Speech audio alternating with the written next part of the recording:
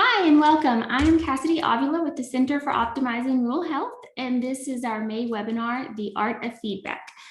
Thank you for joining us today. It is my pleasure to moderate this webinar and introduce our speakers. But before we do, I want to let you know that we are muted. However, we do encourage you to ask questions. You can type them into the chat function during the presentation, or you can wait until the end of the presentation. We will have a Q&A session. You can select my name in the chat, Cassidy Avila, when you select the drop-down menu if you would like to ask a question anonymously. And I would be happy to ask that on your behalf without identifying you. You can also direct questions to everyone or to either of our speakers. We are recording this webinar and we will share it on our website and our YouTube channel, along with all of our past webinars. So it is now my pleasure to introduce our speakers. We have two speakers today. First, Ms. Bree Watzek has been a pharmacist since 2008. She joined Texas A&M Health Science Center in 2011. She is a board certified pharmacotherapy specialist and a Team Steps Master Trainer. Bree received her Doctor of Pharmacy degree from the University of Houston and completed residency training at the Methodist Hospital in Houston, Texas. She's the Program Director of Interpersonal Healthcare Initiatives at the Texas A&M Rural and Community Health Institute and has been active in peer review, the K-STAR Opioids Assessment Training Monitoring Program, team communication courses, and many other contracts. Bree is a pharmacist on the PSO number 7019, listed by the Agency for Healthcare Research and Quality. And as the Director of Technical Assistance for the Center for Optimizing Rural Health, Bree spends her time working with rural communities to improve the quality of care, maintain access to care, and address challenges unique to rural hospitals and the communities they serve. Bree has also been selected as one of 15 Rural Health Fellows by the National Rural Health Association. Also presenting today is Misty Carter. Misty earned her law degree from the University of Texas in 2003. She has worked at Texas State University, St. Edward's University, and the University of Texas McCombs School of Business. She began working for Texas A&M University at the Mays Business School in 2008 before moving to the College of Medicine in 2012. Misty took a year off to pursue her PhD in communication and graduated in December 2015 from Texas A&M University's College of Liberal Arts. She has worked to develop a communication skills assessment and help develop and deliver the professionalism course for the medical students at Texas A&M. She has also been a course director in the Department of Humanities for Becoming a Physician for both the Bryan and Temple campuses. Misty has a strong background in corporate law, academics, and communication. So welcome, Bree and Misty, and I think that it is all yours. Thanks for being here. Thank you, Cassidy. We really appreciate it.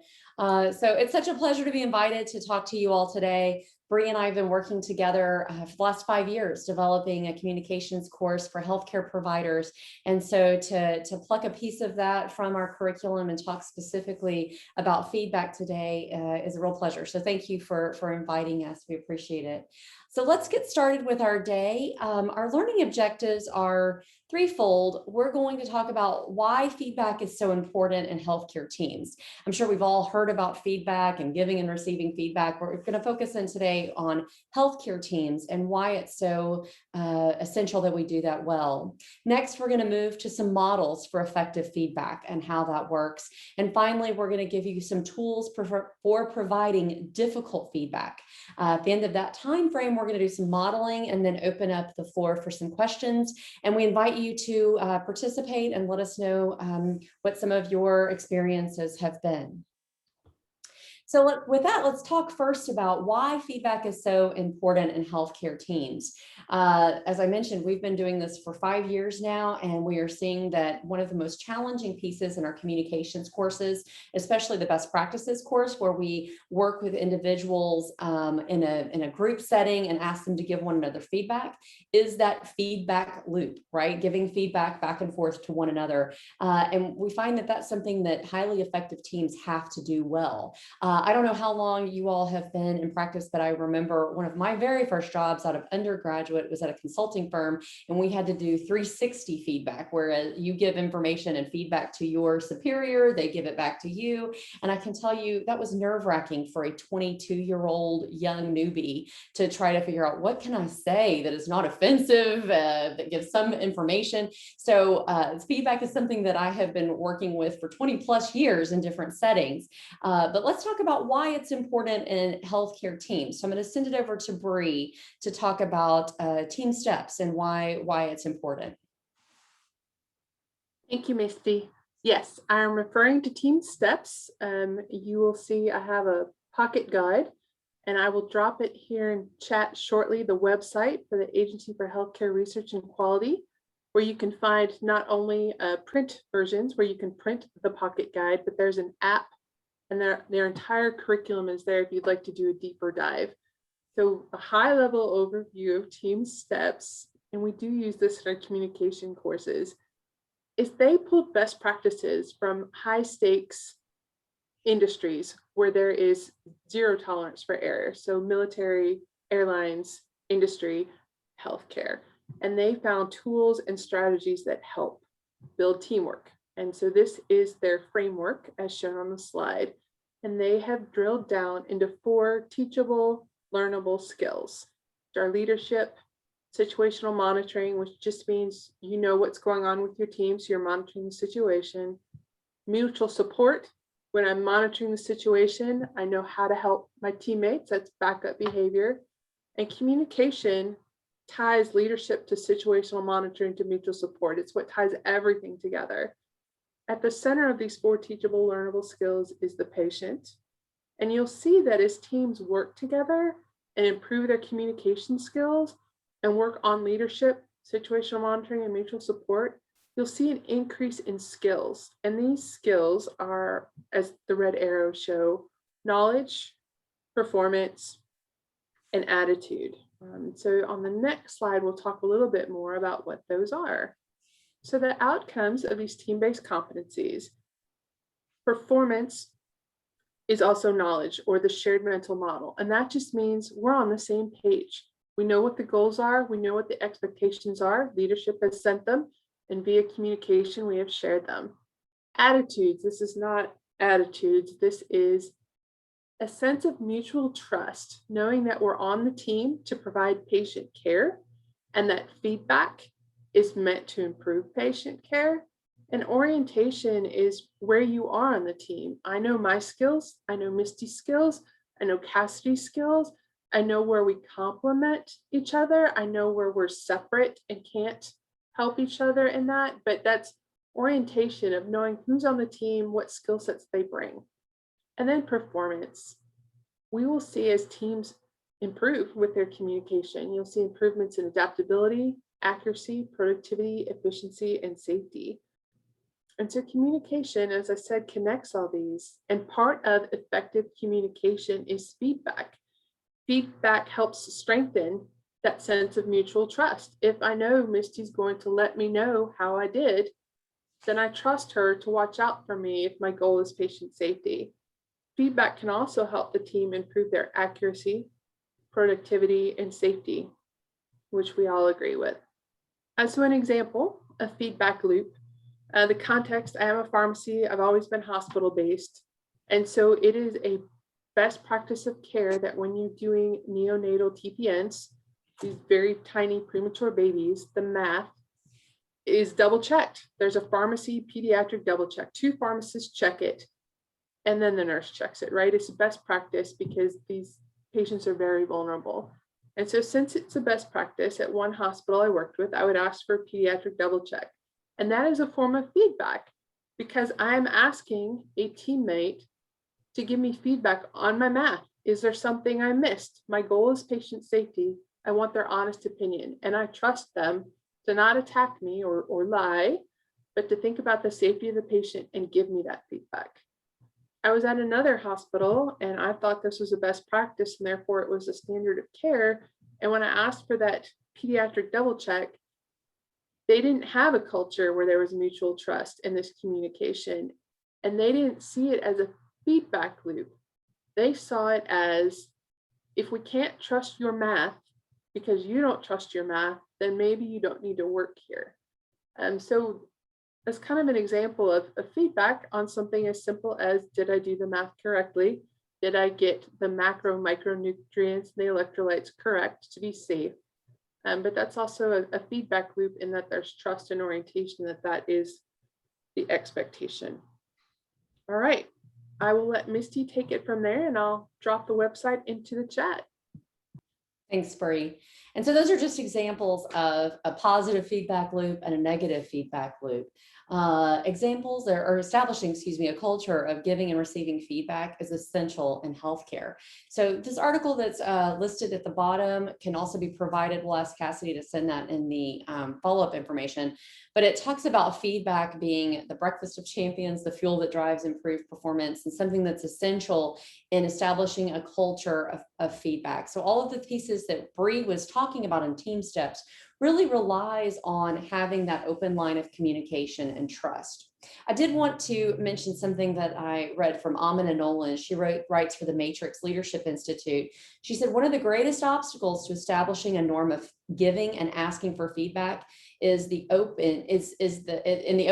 most people who hear the word feedback immediately think it means criticism. So I just wanted to pause and say, I think that's what we've all come to think of as feedback, right?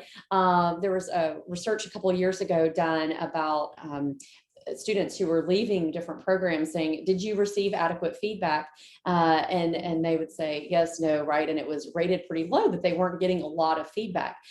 So there's a difference between formal feedback and informal feedback. But when we hear the words, I'm going to give you feedback now, right? I think most of us feel like, okay, that's going to be negative, right? That's going to be a criticism. Something that she goes on to write is to say, if a child or employee receives mostly harsh, accusatory, blaming, shaming feedback, like the example Bree gave, the openness in that person's own system begins to shut down. They become less likely to risk new behaviors. Their performance, whether school, office, may become less and less functional or productive. They may even stop caring about if they do well. They may become rebellious. These are familiar unspoken stories that I think we've probably all experienced, right? To reverse this trend, you have to literally rewire your negative and injurious conditioning. Feedback is not a demand for change. That's something we're going to talk about in a moment. It's about co-creating a plan when you're giving feedback, when you need a change to occur. It may be followed by a request, but the feedback itself should just be data. So I just wanted to share this information as a background to why it's so important. I did also want to mention that her closing remarks were, conflict, in my experience, is often a hypercharged backlog of undelivered feedback. By the time we deliver the feedback, there's such a buildup of dissatisfaction that often comes with an intention and tone that sounds like a demand or change, or even a threat, meaning I'll leave, or you'll have to leave if you don't change. So that's something that really resonated with me, is that ungiven feedback can build up until we have a conflict or a really difficult situation. So that's something that we would like to pull back a little bit today and say, how can we provide feedback in an effective way so that it doesn't become a conflict? So here are a couple models that we would like to offer when it comes to feedback. Now, again, I know that we've all, given and received feedback, but I wanted to unpack some of the very basic terminology when we're talking about feedback. You can have informal versus formal feedback. So when we say informal, that really means day-to-day basics of information going back and forth. It can be given on any aspect of a person's professional performance, conduct, by really any member of a multidisciplinary team. Usually this is in verbal form. So that would be something that's in real time, right? Very informal. Hey, I just saw that there was a situation with a patient. It sounded kind of loud. What's going on?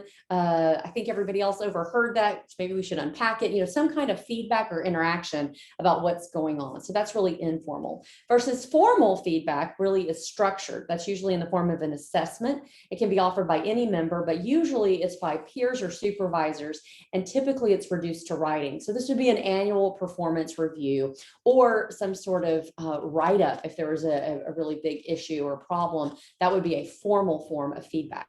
So again, when I mentioned that study that came out about students, they were not recognizing informal feedback, right? So when they were rounding and being asked questions and doing the day-to-day feedback loops that we often do to teach students, they were not recognizing that as feedback. So the program in this study said, let's start telling them, now it's time for feedback. And they would start asking questions. Then the students at the close of the program said, yes, we received a lot of feedback, but they needed that cue, that word, this is feedback. But again, we oftentimes have a negative connotation associated with feedback. So it's up to you to decide whether you're going to say, I'm giving you feedback now, right? Or not. But informal feedback is typically not as formal as a written final, information or final assessment. Formative versus summative. I'm sure you've heard of these two types. Formative feedback is really for learning. It's about a learner's progress at a particular time through a course or during the acquisition of a new skill. So even if it's somebody who is not a new person necessarily, but they're learning a new skill or new position or new job position, new role, there needs to be feedback given. This can be, again, in writing or informal. It can be either way, but it's for learning. Versus summative feedback, of course, is looking at what has been learned. That measures the performance, often against a standard. Usually comes with a mark or a grade or a numerical assignment of information so that we can judge or rank individuals in a summative way. So those are really the types of feedback we're talking about.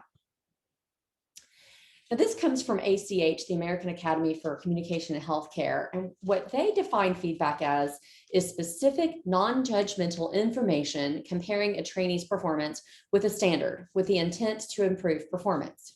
Jack Indy, doctor, said informed, non-evaluative, objective appraisal of performance intended to improve skills rather than an estimate of a trainee's personal worth.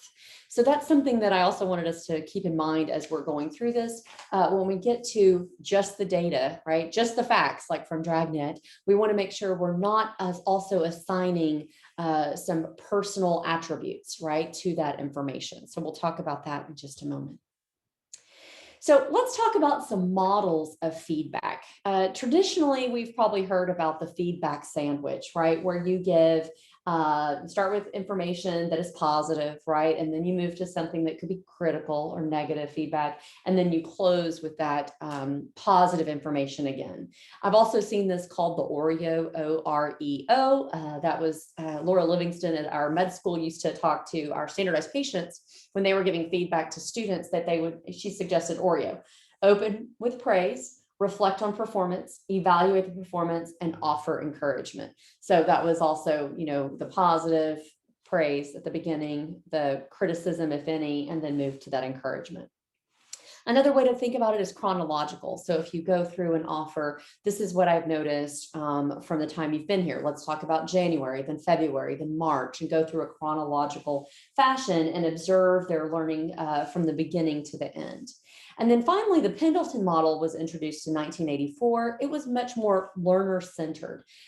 This is where there's a plan or action that goes into place, and you reflect with the learner to come up with what are those next steps. The facilitator needs to check in, see if the learner's ready for feedback, give some background, and then they come up with a plan. So that's the idea of co-creating. Now, again, this came out in the mid-'80s, and there's been some development since then into, sort of refining these different models.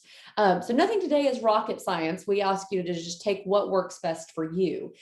So based on that Pendleton model, we're going to go through 3 different sort of presentations, sliced and diced different ways of how people can use that model. So we're going to start with one that is from the Life Labs. Let me see if this will work for us and tee it up. And if you'll give me a thumbs up, Bree, if this works, we'll be off to the races. You can see on the right here, the 4 steps that are proposed by this model of feedback.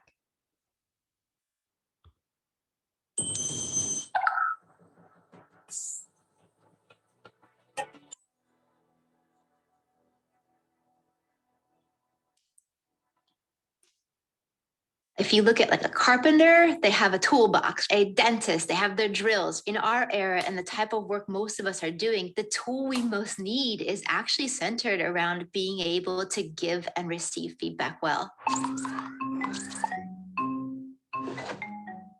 Humans have been talking about feedback for centuries. In fact, Confucius, way back in 500 BC, talked about how important it is to be able to say difficult messages well. But to be honest, we're still pretty bad at it. In fact, a recent Gallup survey found that only 26% of employees strongly agree that the feedback they get actually improves their work.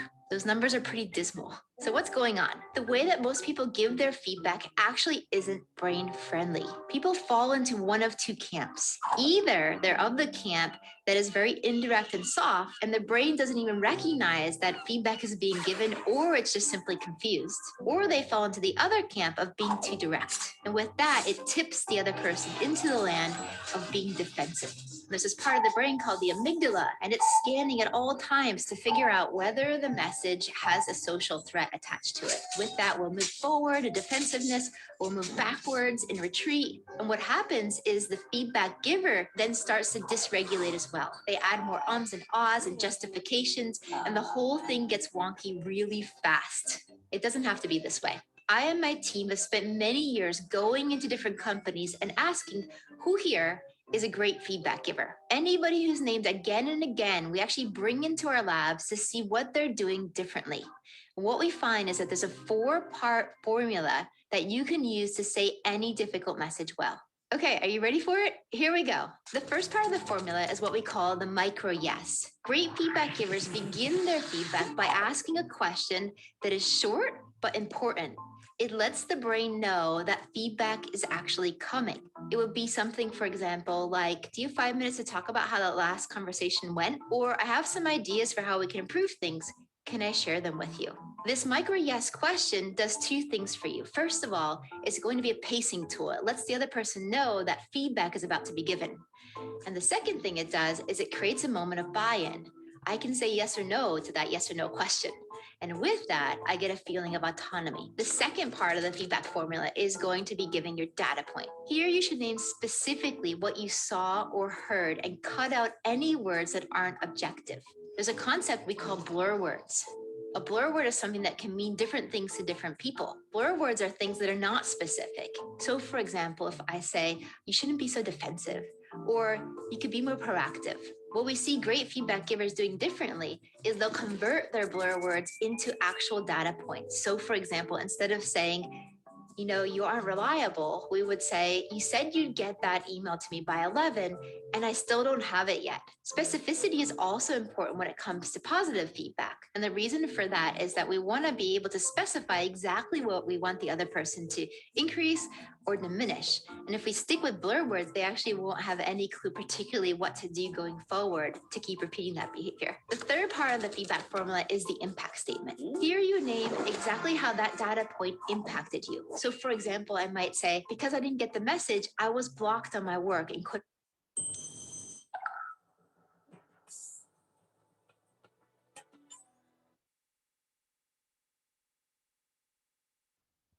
For that is that we want to be able to specify exactly what we want the other person to increase or diminish. And if we stick with blur words, they actually won't have any clue particularly what to do going forward to keep repeating that behavior. The third part of the feedback formula is the impact statement. Here you name exactly how that data point impacted you. So for example, I might say, because I didn't get the message, I was blocked on my work and couldn't move forward. Or I really liked how you added those stories because it helped me grasp the concepts faster. It gives you a sense of purpose and meaning and logic between the points, which is something the brain really craves. The fourth part of the feedback formula is a question. Great feedback givers wrap their feedback message with a question. They'll ask something like, well, how do you see it? Or this is what I'm thinking we should do, but what are your thoughts on it? What it does is it creates commitment rather than just compliance. It makes the conversation no longer be a monologue, but rather becomes a joint problem-solving situation. But there's one last thing. Great feedback givers not only can say messages well, but also they ask for feedback regularly. In fact, our research on perceived leadership shows that you shouldn't wait for feedback to be given to you, what we call push feedback, but rather you should actively ask for feedback, what we call pulling feedback. Pulling feedback establishes you as a continual learner and puts the power in your hands. The most challenging situations are actually the ones that call for the most skillful feedback, but it doesn't have to be hard. Now that you know this 4-part formula, you can mix and match it to make it work for any difficult conversation. So we wanted to unpack a couple of models. So that's the first one that has the basic 4 parts of the micro yes, giving data, showing impact, and ending with a question. So we have 2 more models to look at. And again, just as the speaker said, it's okay to mix and match and pick what works best for you. This model is from the Academy of Communication in Healthcare, ACH, that we have used to help develop our best practices courses. And they do a lot of work and research on communication in healthcare specifically. So when they talk about giving feedback, they use what we see often in doctor-patient relationship, which is called the ART loop, the ART portion, but they add the D for the data at the beginning, and they call it the DART plan. And so here they suggest using I statements, give observations, give data to the person you're talking with. Now, I do want to back up and say, when we're talking about ACH information, they also encourage developing the relationship throughout your interactions. So that micro yes or starting with some sort of buy-in is something that they would always do to lay the foundation. Whether you're talking to a patient or you're talking to a peer or you're having a difficult conversation, all of those things are important to set the stage. Another word or phraseology they like to use is small talk before big talk. So that would be appropriate in any interaction, be it a patient or a peer. So when we get to the meat of the conversation, you can see this tracks very similarly to what we just saw from the first secret to giving artful feedback. So this is the DART form, which would include observable data. Then we go to ask the learner's perspective. So if you want to facilitate some self-reflection and seek understanding, you really want to try to understand where they're coming from. Tell me more about that. Tell me why you're, behaving in this way, whatever it might be. You want to hear from them and have an interaction. And then you need to respond. So you ask, respond. And so that, again, goes to show the impact, show what's going on, acknowledge and empathize with them. You want to make sure and support and redirect them from self-criticism if it turns into a pity party, right? Facilitate some discovery or interaction back and forth. When we're talking about responses, one of the tools that ACH recommends is what's called pearls. This is where you can drop in a pearl of positive, kind feedback that is relationship building while you're having this interaction. So the P is for partnership, E is for empathy, A is for appreciation, R is for respect, L is for legitimation, and then S is for support. So for instance, someone, you're having a conversation with them and they say, I'm just always late. I mean, I have a very sick family member and I have all these issues. You don't want to say, okay, well, let's see how we can set your alarm earlier, make you get here on time, right? You need to remember you're a human and you should respond in a human kind way. So that's when you might, what the vocabulary is for them is drop a pearl and say, I'm really sorry that's happening for you. I'm really sorry you're going through that. That would be difficult for anybody, right? Something of that nature that's empathetic. So don't forget, I always remember very, very clearly sitting in a training session years ago at UCLA when they were talking about training undergraduate physicians, and somebody's doing patient interviewing and the person is doing a history and says, so tell me, are your parents alive? No, my mother died last week. Sorry to hear that. Is your dad alive? And that's not how you want to deliver it, right? You want to say, I'm sorry, it was last week. That's got to be a challenge, right? Some interaction, you want to make sure when you're going through this that you don't lose that human piece, right? Because you're so focused on your goal. And finally, this tell, point out the performance gap or the impression. You got to tell them what you need. Right. And so that's the show impact from the one before, and we'll see one in a moment. You got to have in there what you're seeking. What is it that this person needs to do? And I really like making sure you don't use those blur words, right? You don't want to say, well, be more attentive, be kinder. You need to be more specific in, hey, when you're talking to patients, it's important to make eye contact. It's very important. You have to give very specific feedback in order to really see a change. Okay, so let's look at one more offering of a feedback model. This is the feedback formula that's from Candid Culture. And again, we're happy to provide the information. This is an 8-part list. And again, it kind of goes through the pieces we've already seen. One is introduce the conversation. Same thing as I'm going to give you feedback. Is now a good time? You get that micro yes. State your motive, why this is important. And then the data, right? Describe the behavior. I've noticed. I statements are really great when we're talking about data. State the impact. We've already talked about that as well. What's the impact? Is it on the team? Is it on the person that is providing the feedback? The example in the video we saw was the impact is I didn't get your email in time. You said it would be here at 11. I still haven't received it. The work has had to stop until I get your email. That's an impact statement. Okay. Number 5, ask the other person for his or her perception of the situation. Just like we talked about that, respond. Having that co-created conversation is really helpful when we're looking at communication. If you're just pushing information, you don't even know if they're receiving it in the way it's intended. Years ago, one of my children is in a dual language program, and one of his teachers said, "You're not taking advantage of the team." And he was a small child, 1st or 2nd grade. And he's like, "Mommy, I don't think I should take any advantage of anybody. That's what people do in wars. You know, they take advantage of people's, problems." And I said, no, she means you should be, it's an opportunity. You should be engaging with them and talking to them. He's like, "I don't understand that." Right. So just that simple turn of phrase.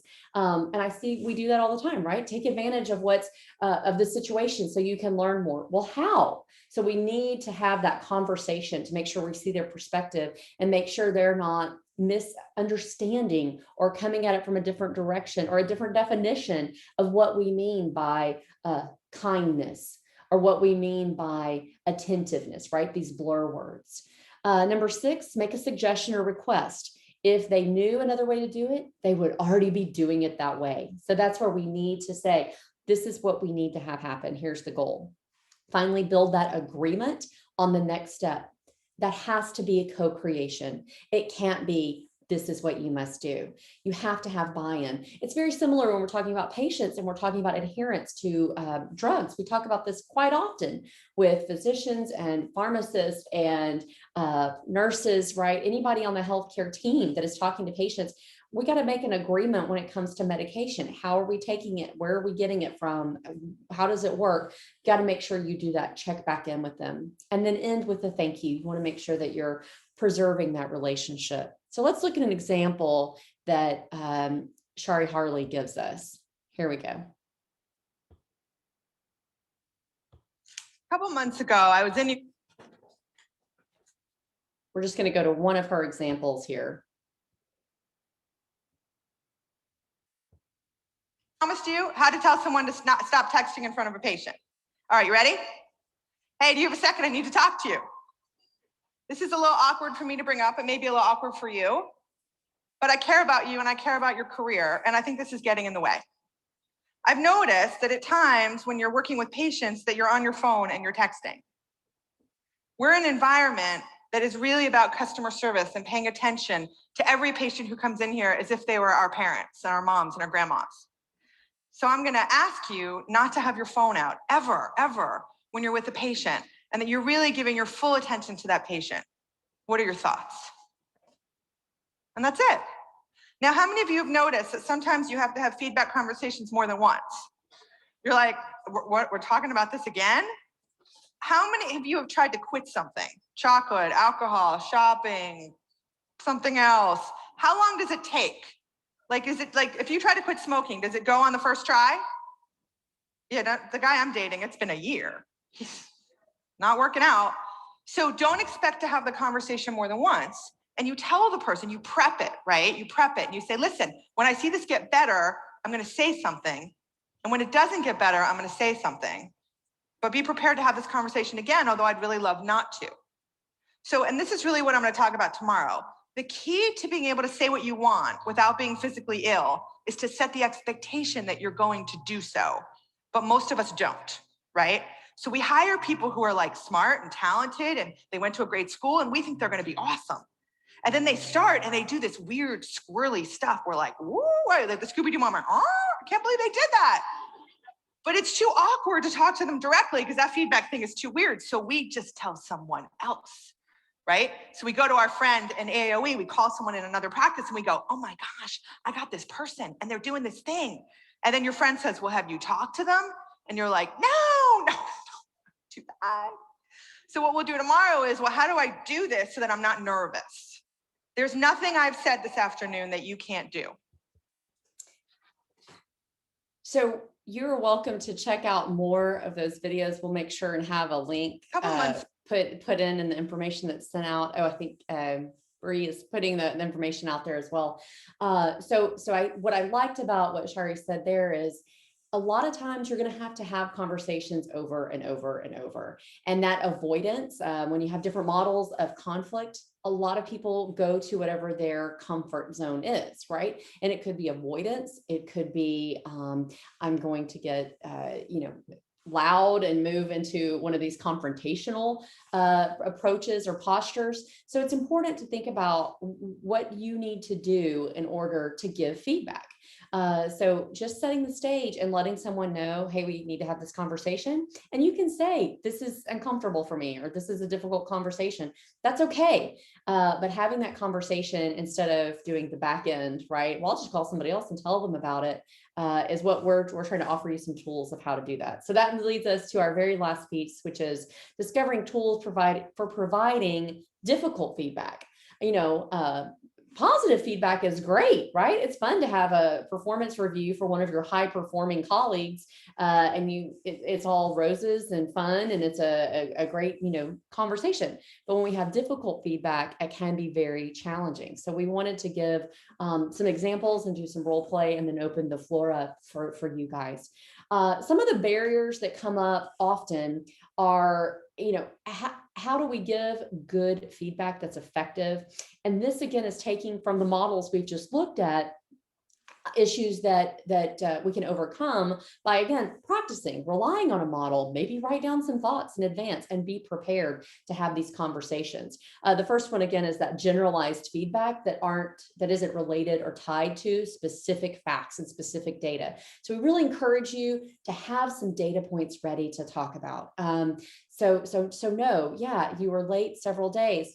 Say when. It was Monday and Wednesday and Thursday, and you were more than 20 minutes late, right? Give some very specific feedback so that the person isn't sitting there guessing. Because if you're guessing, it could be anything that they're tying it into. Lack of advice on how to improve. Again, like one of the models mentioned, if they knew what to do, they'd already be doing it, right? So that's the tell. Make sure you tell someone what would be the appropriate behavior. What are your expectations? And be clear. You need to be here on time every day. That's it. You can say it really nicely. Clear. It doesn't have to be, well, if you're 5 minutes late, or be here when you're supposed to be. It needs to be very clear. Next is a lack of respect for the source of feedback. That's why what Bree mentioned at the beginning for team steps is so important. Having an environment of trust and an engaging feedback loop that's ongoing, that gives positive and negative feedback, is very important to have that established trust. You don't want to upset people. Again, we're going down our bulleted list here. That fear of upsetting colleagues or damaging relationships is often what makes most of us, stand still and not give the feedback, because we don't want to hurt someone's feelings. The defensiveness that comes back, Harley, gives some examples. If you're asking people or having a difficult conversation, she gives an example of telling someone that they smell, right? Or something of that nature, or they've got a clothing issue, right? She said, if they don't react, then that's a problem. They should react, right? They should, hopefully they are shocked. You don't want somebody to say, yeah, I thought that was what I should be doing, right? That defensiveness is to be expected when you're having a difficult conversation. So be prepared for that.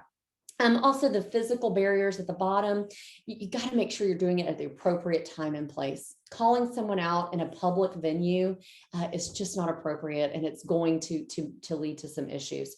So be cognizant of where you are. If you've got lots of cubicles and everybody is in a space where you can be overheard, that's a problem. You want to make sure that you have a private space to have these conversations. And finally, these personal agendas and lack of confidence can really inhibit these conversations, because what I've seen play out when someone's trying to give feedback and they are thinking about something that is for their own benefit, right, as opposed to trying to actually have an authentic conversation, it just degenerates and it turns into a bunch of blur words of, well, it just didn't seem great, next time do better. What does that mean? How, when, where? So it really is something that we're suggesting. These barriers are some that we've all faced in different contexts. And if you look at a model and plan out what you are going to say, it might help the conversation go better. Two things that we just wanted to mention that we see in our communication courses that really help people when we're having these feedback conversations is reflective listening and the ladder of inference. So let's just go through these two tools. And we have more in our courses, but we just wanted to give you these two takeaway tools that you can use when you're talking about feedback and planning a feedback session. Reflective listening, we all know about, right, is active listening, right? We've heard of that, where you pay attention, you make eye contact, you lean in, you have similar tones so that you can communicate with the person who is speaking with you. We're talking about reflection, however, that's where you're seeking to understand the other person and you're actually listening for their meaning and emotions. So it's not just actively listening, it's reflecting back to them. I heard you say this, tell me more. You can also say the indirect, I hear you, something of that nature, those filler words to keep people talking and communicating, but it really gives a respect to the other person. So it's important to, again, co-create that conversation like we were talking about in the different models, and reflective listening is one way to do that by giving those pearls, that empathetic information back, tell me more, and having an ongoing conversation. It's not just simply listening with a listening face, but actually communicating back with your words. That's what we're talking about, reflection. I heard you say X, tell me more about that. What about Y? Did you consider this? Have that ongoing conversation. So that's what we mean by not just active listening, but reflective listening, is building that relationship through a reflective conversation. We wanted to also mention the ladder of inference. So this is something that we all get caught up in. When we're talking about the ladder of inference is when we as humans get information, we often infer other things from the information. So I used to teach communication at the undergraduate level at the business school, and we would talk about tonality of emails, right? Emails do not have tone. The words can have some tone, but nobody is reading it aloud to the receiver of the email. So if you write an email, you got to be sure that the words you've chosen convey the correct tone. So I had students say, Dear Misty. I'm like, you're on the wrong track right there. If you're a student, it is Dear Dr. Carter, right? Or Dear Mrs. Carter, something else. So right there, you're on the wrong track. So if I read that, it's an observable piece of data, but then what are the inferences that I make? What are the inferences that you make? Well, this person being lazy? Did they not look up the salutation, right? What are those questions? That's the idea of the ladder of inference. We start with observable data, and then we as humans start unpacking it and going up the ladder. So we start selecting data. So for instance, if we're talking about somebody being late on certain days, the observable data is that Sam is late to work on 3 days, okay? Well, then if we start selecting data, we might say, Sam is late to work on these 3 days, but I also think he's been late other days. And then we start interpreting that data. Well, maybe that means that he doesn't really care about his job.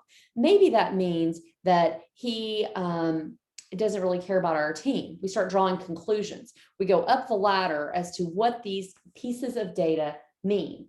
Then we start forming beliefs. Sam is lazy. Sam is despondent. He doesn't really like us. right? And then we start taking actions against Sam. Maybe we should write Sam up. Maybe I should talk to other people about Sam.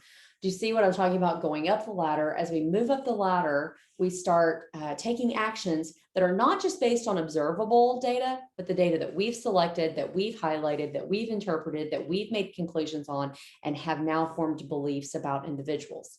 So what we encourage you to do is move back down the ladder and focus on observable data. Here's a quick example. Mary and Trevor work together on a project. Trevor emails Mary to check on the status of the project. She has not yet responded. What could be their perspective? So we're just going to look today at Trevor. This is the ladder of inference. So when we're talking about going up the ladder, let's take a look. Observable data. Mary and Trevor have been working on a project for 2 months. Mary did not respond to Trevor's emails. It's been 24 hours. So let's pause for a moment. I don't know where you guys are on the email. Bree and I had a conversation about this yesterday. I sometimes wait 24 hours to respond to email because we are so busy with meetings and other obligations. I feel like if somebody really needs something, they'll probably call or text me. That timing is a little bit changed these days. It used to be if I got an email, I felt like it needed to be responded to within an hour. I don't know, Bree, what do you think about responding to emails? Is 24 hours too long? It's too long for Bree. Well, actually, I know that about Bree. So always respond to hers as soon as I can. But this is something that you should think about on your teams.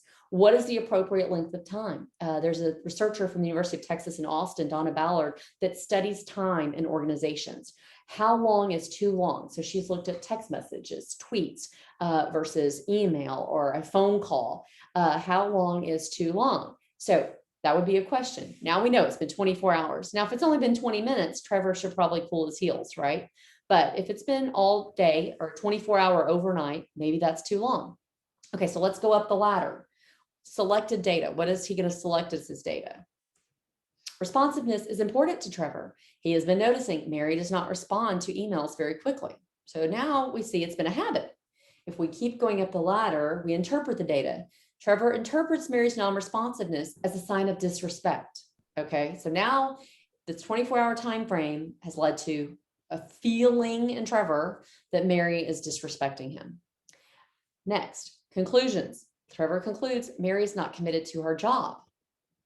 Next, based on this belief, Trevor starts looking for other actions to support his beliefs and conclusions. This is that idea of cognitive dissonance. When we see something happening, we want to put things together that support or reinforce our beliefs. So now that Trevor has a belief about Mary, he's going to be looking for other things that support his belief that Mary is not committed to her job and that she's disrespectful, right? So he's now looking for these data points. Trevor now is going to react by passively aggressively behaving that way towards Mary when he interacts with her. Maybe he's not going to return her emails, right? So that's what we're talking about, the ladder of inference. And we encourage you to come back down the ladder, especially when you're giving feedback, and talk to Mary about the email. Hey, Mary, I didn't get that email back. It's been more than 24 hours. Now I'm being held up, right? Can you tell me what's going on? And if she says, oh, well, my policy is 48 hours for email. It might be just that Trevor needs to say, well, our team, it's a 6-hour turnaround time is where we're comfortable. That might be all that's needed here. So it's just something that you should be specific when you're talking to someone about the data points. So let's walk through some scenarios, and then we'll open it up for questions. Okay, Bree, take it away. I will. So we put a couple scenarios together of questions we actually have received over the past year. So scenario number 1, this is taking place last summer of 2020, in the midst of the early days of the COVID pandemic. Nurse M doesn't believe in masking during COVID, lives in a small town, and doesn't wear a mask to go to the grocery store or run errands on her personal time. She comes into the hospital without a mask each day and has recently been observed with her mask below her nose while at work. Her actions violate hospital policy, which is to always wear your mask at work over nose and mouth. And the policy was created for patient safety to ensure visitation and the protection of the community, since the community was a hot spot due to the multiple meatpacking processing plants in town. So the scenario is you are Nurse M's nurse manager. How do you give her feedback about the mask. And so I'm going to use the 8 steps from the Candid Culture. And as a refresher, that's introduce the conversation, appropriate time and place, state my motive, use data, not blur words, state the impact of why it matters, ask, respond to get them engaged in this, suggestion or request, build agreement on next steps, and then I need to say thank you, right? So how this might look is, Nurse M, we need to have a conversation about your mask wearing at the hospital. Is now a good time? And hopefully I'll get that micro yes. I want to talk with you about wearing a mask at work while we're in the middle of this pandemic. The hospital where you work has a policy that you must wear a mask over your nose and mouth. This policy is for the protection of our patients and for the public, and I know you want to protect your patients. I have noticed that you are not wearing your mask properly over the nose and mouth when you are working, and I've asked you on 3 different occasions this week to do so. You need to comply with the policy for yourself and your patient safety. We have this policy so that we can allow visitors, which you know has been a source of contention within the community, and this is how we arrived at a safe way to do that. Let's talk. Tell me, why aren't you wearing your mask? And she might say something like, No, I'm happy to respond. Yeah, things that we've heard is, well, I don't really need to wear a mask. I mean, I don't wear a mask at home, and I don't really think it's that big of a deal. And, I've been around a bunch of people who had it and I never got it. So I think I'm one of the immune people. So I just don't think I need to wear it. And it really is cumbersome. It really makes my face itch and I don't like it. So I just really don't want to. okay, so my suggestion, I'm not going to say that, but I'm leading with what step I'm at. The policy has to be strictly enforced for everyone. The hospital is not making any exceptions. Can I count on you to be a team player and wear your mask properly while you are at work? Well, I guess if it's at work, we can talk about it, right? I mean, that is, I don't know. I mean, it's one of those things that it doesn't feel right to me. I just don't enjoy it. Yeah, I know. This is a hard conversation to have. I really do appreciate you talking with me. You are a valuable member of our team. I agree, masks are uncomfortable, and we are all looking forward to the end of the pandemic when we can throw them away, burn them, whatever we want to do with our masks. But right now we need them for safety, and that is the policy of the hospital with no exceptions. So again, I do thank you for your time. All right, so that's one. Well, that's really nice of you, Bree, to say, I agree, I understand. I mean, I think that it's like an us versus them situation, right? And it's great to be on the same side and understand that the policy is cumbersome. So I think that was a great way to say it. Okay, let's go to number 2. Yep. So for number, go ahead. Dr. A is an ER physician with great technical skills and great patient outcomes. However, she usually has a grouchy look on her face and rarely smiles. You may know this as something else. Nurses, pharmacists, and other team members don't want to work with her. Patients have made several complaints, such as she lacks kindness, and I don't think she cares about me at all. In past conversations, Dr. A has said, if I've saved their lives, why do I have to smile at them? So in this role, we're going to take it as you are the chief medical director. How do you give her feedback? And then I want to take a minute and ask how it would be different if it was a nurse giving feedback to a doctor, because that question came up in chat. Yeah, all right. So Misty, you are the chief medical director. I just saw that as well, Bree, in the chat. So let's do it both ways. So if I'm the medical director, this is how we might do it. First, you got to find a safe place to talk. Bree is going to play Dr. A. So I would say something like this. Hey, Dr. A, I know it's a busy day. We've got your clinic covered for the next 30 minutes. I really need to talk to you about some patient feedback. Is this a good time to talk? Yes. She's saying sure. So you've had some really great patient outcomes, but I understand there's been some patient satisfaction score issues. They've been really low lately, and I wanted to talk about some feedback we've seen from the patients.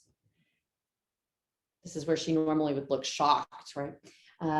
So I've reviewed some of the feedback comments, and what I've seen is 6 different patients have written that you don't smile at them. And there were also several comments, I counted 3 from different patients that said they didn't feel like you cared about them. My worry is that these comments have led to some patient satisfaction scores that are, not reflective of the positive, amazing doctor you are. And these scores are impacting the hospital reimbursement and could impact your bonus as well. My worry is that it could impact our team and our, patient adherence and patient safety. So what are your thoughts? I mean, if they want to smile, go to a coffee shop. If they want to live, come to the ER and I'll fix them. Okay, I hear what you're saying. I do, but my worry is that because their reactions and their perceptions of you are tied to these really tangible outcomes for the hospital and for you, that having them feel like you care about them is really important. So are there things you could do? I don't know. Well, I've thought about some ideas. Could I share some with you? Yeah, that's fine. Yeah, some of the things that we've seen work for other people are working on nonverbal communication. So just listening in a different way and trying to, pay close attention to what people are saying. Could maybe you and I meet and talk about and work on some of these nonverbal cues? Yeah, that's fine. That's fine to meet with you. Okay, well, and what I'll do is I'll have our schedulers get together and let's find a time where you and I can have lunch or coffee, some kind of get together just once a month, not anything really onerous, just so that we can have a conversation. All right. Okay, you look really jazzed about that. Now that was a tough buy-in, right? Just a Yeah, baby but buy-in. that was like a position to position, a superior position to a reporting position. Right?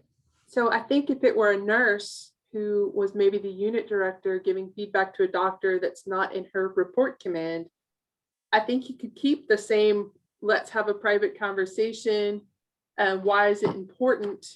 Maybe it's about patient safety, that as Right. the unit director, I'm getting complaints. People don't want to work with you. When they don't want to work with you, that interferes with their team skills, and that you don't get that backup behavior. You don't have that great team support, making sure that you're doing everything possible for patient safety. I know you value your outcomes and how you are acting, right? Like, so you can approach it from like the patient safety aspect more so than reimbursement and or satisfaction scores.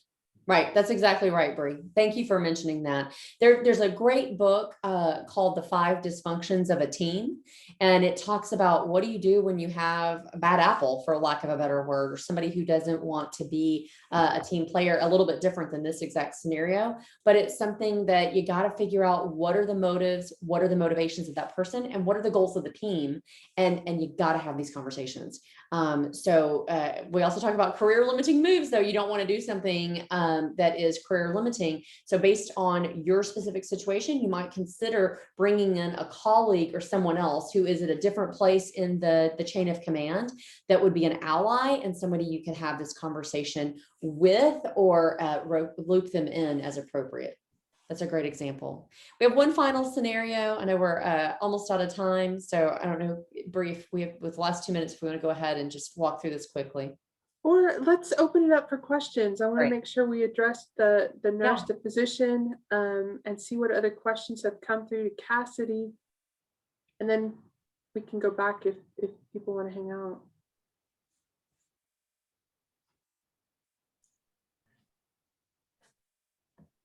Bree, we did have a question. It came through a little bit earlier in the chat. So someone wanted to know if you could maybe talk about the barrier of a nurse trying to provide feedback to a physician. Yep, that's what we just did in that Oh, scenario. yes, I'm so sorry. I thought that was, yeah, But that was it. Let's see. Did that address the question? Are there pearls from the audience about ways that this can be addressed? A nurse, a pharmacist, giving feedback to a physician? The answers in the audience. Well, and like we were saying, sometimes it is appropriate to get somebody else on board, right? When you're talking about that, because I know my background is I'm not a physician, even though I have other degrees. You've got to build that rapport that you are somebody, we saw that in the barriers, you're somebody that's trustworthy and that is in a position to give feedback, right?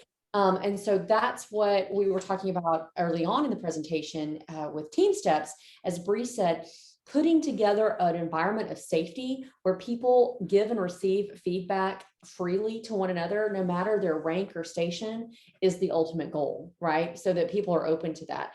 One of the suggestions for ACH is that for every piece of remedial feedback or critical feedback, you should give 4 pieces of positive feedback. And so that's something to consider when you have a meeting or something. If somebody did something well, or send an email, good job, right? Get that communication line open so that there is positive feedback going back and forth in a positive, generative way, so that when a piece of critical feedback or feedback that's necessary for the team needs to be given, it's not a shock. You already know that that person is coming from a place of positive intent, and it's not out to get you or demote you or any of those really negative things that we see in organizations. I see a couple of other things in the chat. I think, oh yes, about recording. But it's something to think about, is making an environment of feedback. Some of the best places I've worked have been that feedback that is ongoing, right? Hey, you did a great job today. Oh, next time, hey, it would be really great if you would make sure and hand everything out before we start the day so that we're ready. That's fine, right? Didn't that sound fine to you now? Sure, I'll do that next time. As opposed to, I never get anything positive, but I only get the negative. So that's something to think about, is to have that environment of feedback. Thank you. Cassidy, do you want to talk about how the session is available after today? Yes, so we did have a comment about the recording, and we will be sharing a follow-up email. So it takes us about 24 hours to get this webinar recording up on our website. And once that's done, we will make it available to you. We will send out an email from CORE, Optimizing Rural Health, and that will include the link to this recording, as well as all of the resources and videos and additional links that have been shared during the presentation. So just look for that in your inbox. I don't have any other comments that came to me directly in the chat. I don't see anything else. And since we're right after the hour, I think we'll go ahead and adjourn. But that was a really excellent presentation with some really great resources. Oh, thank you so much. So we had some comments about how well the talk went, and I agree. You guys did fabulous. And it was some really good information. We thank you for joining us. Thank you, Bree. Thank you, Misty. And we will see you next month. Bye, guys. Thank you so much, Cassidy. I thank you guys.